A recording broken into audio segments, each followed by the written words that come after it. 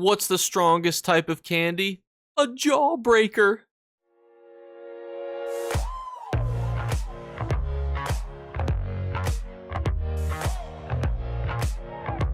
What's going on, YouTube? We're inside the Infinite Archive, inside of the Apocrypha Zone, a free-to-play area to go over our rotational Tuesday vendors. What that means is the two vendors that you're going to see here today, you can get these items from Tuesday, 10 a.m. Eastern Standard Time. So right now, all the way through until next Tuesday, 10 a.m. Eastern Standard Time. And we start with dried pos puckets, which actually goes towards a face mark, which is really suspicious because it's called pus pockets. But if you do want that face marking, normally you just have to kill a delve boss, which you can see on screen here, inside of the Apocrypha, or the Necrom zone, excuse me, the Telvanni Peninsula. And I mean, it looks cool-ish, you know, not very pos pucket-esque if you ask me, but that's what the first item is. Let's just move on. The next one is the Eban forged Dwarven limbs for 5,000 archival fortunes. These naturally drop from Cold Harbor world bosses. Now, Cold Harbor world bosses are not very difficult. For those of you who are kind of new and don't know, a lot of base game world bosses, dungeons, delves, etc., significantly easier than their DLC counterparts. And if you ever want a perfect example of this, kill any base game world boss and then go to Murkmire and kill those world bosses. So overall, 5,000 archival fortunes, you're probably better off if you do want this lead to get the Eban Dwarven Wolf mount, which is a pretty popular mount. You probably just want to farm these Cold Harbor world bosses on your own. And next up, we have a bound style page that you can essentially get for just archival fortunes. This is untradeable, but you will look like this little handsome fellow up there. Kind of like a, you know, dragon priest-esque vibe to him. Now, the question will always become, is this a good investment if you're trying to save money? Well, you can see that the Zon's the masks have been going down in sales volume pretty significantly, and right now their listing average on PC is only about 973,000, which is pretty low. I will note that there's not that many listings. There's only 11. Usually you see more when it's highlighted because more people are talking about it, thinking about it, if it's a good value or not.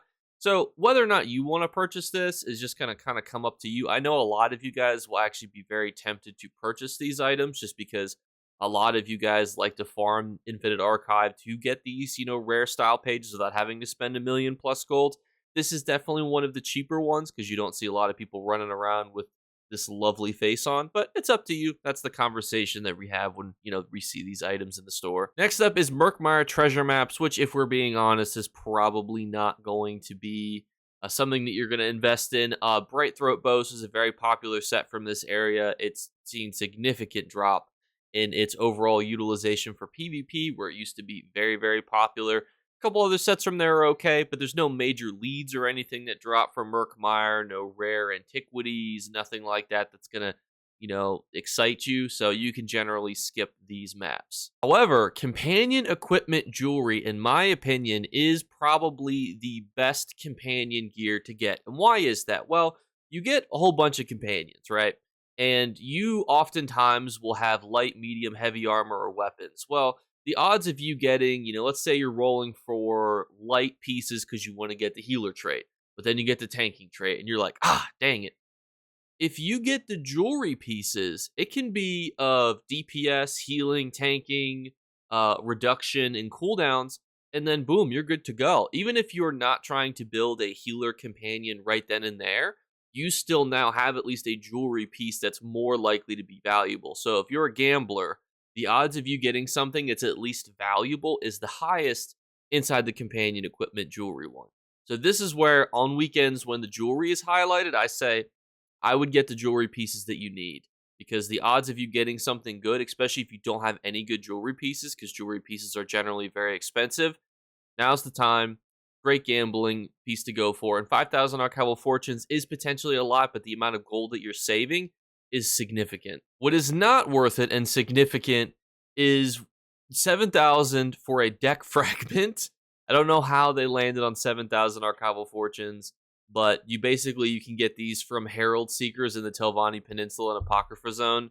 Don't buy this. 7,000 Archival Fortunes is a huge investment. And we have our two notable books here, which you're not allowed to skip if you're ever making your own Tuesday review video. People will get very upset at you. Next, we have Evasion, Magicka Steel, Generate Ultimate, and Anchorite's Cruelty. Now, I really like a lot of these scripts. You know, for example, Generate Ultimate is great. Anchorite's Cruelty is great. Is it 3,000 to 4,000 Archival Fortunes great? No. That's the big problem when it comes to these scripts being in here. And so I would skip these honestly and truthfully, because if you're doing daily content, if you're farming Mage's Guild, Fighters Guild, Undaunted, if you're doing Cyrodiil quests, if you're doing daily quests, if you're doing pretty much anything, the odds of you getting scripts are very high. And unless you are desperate for these two scripts, which are very popular, so maybe if you're like, oh, with Battlegrounds right around the corner, I just want to purchase these, maybe that's an okay reason to buy these. But overall, I would say these are almost never worth it to buy with Archival Fortunes. Malagrithic Ore gives you access to a really cool mount, but you just get that by farming the Infinite Archive as is. And then we have our 6th House Taylor Shears, which is just a fragment that drops from dungeons. And these public dungeons are very easy to farm, and the first fragment that you get every day has a very good odds to drop. So if you're ever interested in farming public dungeon fragments, just go to the public dungeon, get a fragment, and then stop, because that's the best odds that you have to get that fragment. And these fragments probably sell from like 5,000 to 20,000 gold, so not worth 7,000 Archival Fortunes. And next up, we're inside the Scholarium inside of Ivea, which is outside of the plane of existence, but you can find it right over here. And the reason that we are in here is if you are starting your scribing journey, you may want to buy some scripts with gold, which is significantly better than having to buy it with Archival Fortunes. 4,000 gold is not an investment really at all. It is, I believe, more expensive if you don't have any of the scripts unlocked on a character already. So I think it might be closer to 20,000. The 20,000 gold versus 4,000 Archival Fortunes does not compare. First one, Empower. Is it good? Some people like to use Empower for Infinite Archive type builds, solo heavy attack builds. I think it's okay. Same with Trauma. Probably not very essential. Class Mastery is one that's always here, so it's not one that ever rotates.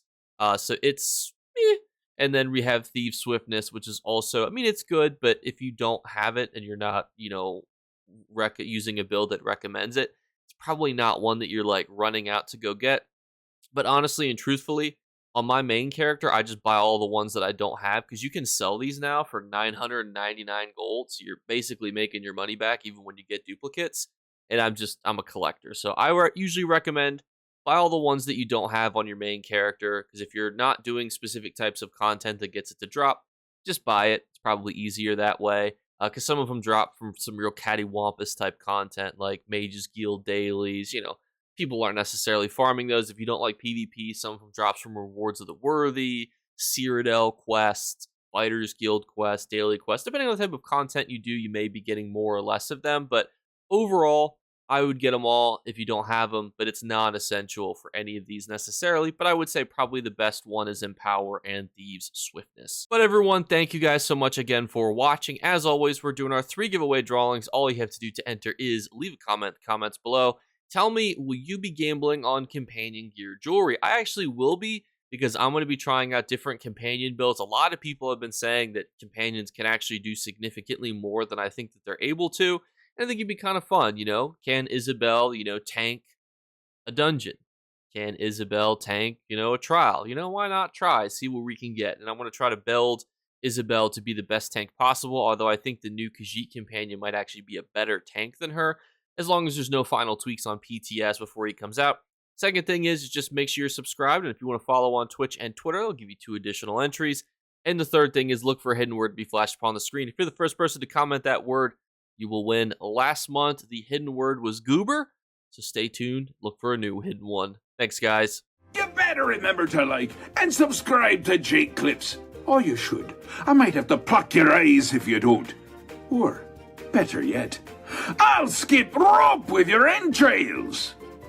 Do it now. Subscribe. Ta-ta. Off with you.